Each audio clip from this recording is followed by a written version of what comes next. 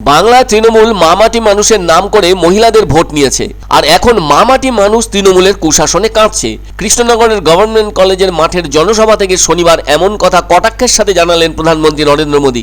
সন্দেশখালীর মায়েদের আর্জি তৃণমূল শোনেনি, তাই এখানে পুলিশের নয় অপরাধী ঠিক করে কবে ধরা দেবে বলে জানান প্রধানমন্ত্রী। শেষ পর্যন্ত সন্দেশখালীর মহিলাদের আন্দোলনে পিছু হটে অভিযুক্তকে গ্রেপ্তার করতে বাধ্য হয়েছে। প্রধানমন্ত্রী আরো বলেন, 100 দিনের কাজে 25 লক্ষ ভুয়ো জব কার্ড বানিয়েছে, ফলে তৃণমূল সরকার প্রত্যেক স্কিমকে স্ক্যামে পরিণত করেছে। তৃণমূল বাংলাকে বদনাম করেছে, গরিবের টাকা লুট করেছে তৃণমূলের তোলাবাজরা। প্রধানমন্ত্রী নরেন্দ্র মোদী বলেন, কেন্দ্রীয় সরকারের প্রকল্প কারা পাবে ঠিক করে তোলাবাজরা। তবে এদিন রাজনৈতিক মঞ্চে সভা করার আগে কৃষ্ণনগরের সরকারি বিভিন্ন প্রকল্পের উদ্বোধন করেন প্রধানমন্ত্রী আলাদা একটি তৈরি করা সরকারি মঞ্চ থেকে। এরপর হুড খোলা গাড়িতে সভাস্থলে আসার সময় জনসংযোগ করতে দেখা যায় প্রধানমন্ত্রীকে। শেষে জনসভার মঞ্চে উপস্থিত হয়ে মাননীয় প্রধানমন্ত্রী নরেন্দ্র মোদী আরামবাগের মতোই এখানে উপস্থিত মানুষজনের উদ্দেশ্যে শুভেচ্ছা জানালেন বাংলা ভাষায়। আর নিজের বক্তব্য পেশের ঠিক আগে তিনি বাংলায় হরে কৃষ্ণ জয় গৌরাঙ্গ মহাপ্রভু শব্দগুলো উচ্চারণ করেন। বলেন, এটা চৈতন্য মহাপ্রভুর জন্মস্থান, আর এই জনসভার জন্য এত লোক এসেছেন যে মাঠ ছোট হয়ে পড়েছে। ওই সময় মঞ্চ থেকে স্লোগান ওঠে, এবারে এনডিএ সরকার 400 পার। প্রধানমন্ত্রী তার ভাষণে বলেন, তৃণমূল সরকার বাংলাকে নিরাশ করেছে। তিনি বলেন, তৃণমূল মানে বিশ্বাসঘাতকতা, দুর্নীতি ও পরিবারতন্ত্র। পশ্চিমবঙ্গকে প্রথম এইমস হাসপাতাল দেওয়ার গ্যারান্টি দিয়েছিলাম, তাই মোদির গ্যারান্টি মানেই প্রতিশ্রুতি পূর্ণ হবার গ্যারান্টি। তিনি এ প্রসঙ্গে বলেন, কিছুদিন আগে কল্যাণী এইমস তৈরি হওয়ায় পশ্চিমবঙ্গ সরকারের অসুবিধে হচ্ছে।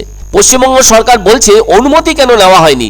বিজেপি সরকার 5 লক্ষ টাকার আয়ুষ্মান ভারত প্রকল্পে সুবিধে দিচ্ছে, কিন্তু তৃণমূল সরকার গরিবের জন্য সেই প্রকল্প চালু হতে দিচ্ছে না। পশ্চিমবঙ্গে আগে 14টি সরকারি মেডিকেল কলেজ ছিল, কিন্তু গত 10 বছরের সংখ্যাটি প্রায় দ্বিগুণ হয়ে 26টি হয়েছে। তিনি তার বক্তব্য রাখার ভেতর দিয়ে এক ফাঁকে লোকসভা আসনের টার্গেট বেঁধে দিয়ে বলেন, বাংলায় 42টি আসনের 42টিতে পদ্ম ফোটাতে হবে। তবে এদিন কৃষ্ণনগরের অনুষ্ঠানে উন্নয়ন ও কর্মসংস্থানের কথা শোনা গেল মোদির মুখে।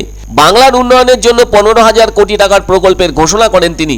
প্রধানমন্ত্রী এখানে বলেন, পশ্চিমবঙ্গ কয়েকটি রাজ্যের জন্য অত্যন্ত গুরুত্বপূর্ণ, যেমন পূর্ব ভারতের জন্য, আর তাই রেল পশ্চিমবঙ্গের গৌরবের একটি অধ্যায়। তিনি বলেন, অনেক সম্ভাবনা থাকলেও বাংলা পিছিয়ে পড়তে থাকে, আর কেন্দ্রীয় সরকার 2014 থেকে গত 10 বছরে রেলের আধুনিকীকরণের ক্ষেত্রে অনেক বেশি জোর দিয়েছে। এর পাশাপাশি বিদ্যুৎ প্রকল্পের মধ্য দিয়ে বাংলা আত্মনির্ভর হয়ে উঠবে বলেও আত্মবিশ্বাসের সঙ্গে জানান প্রধানমন্ত্রী।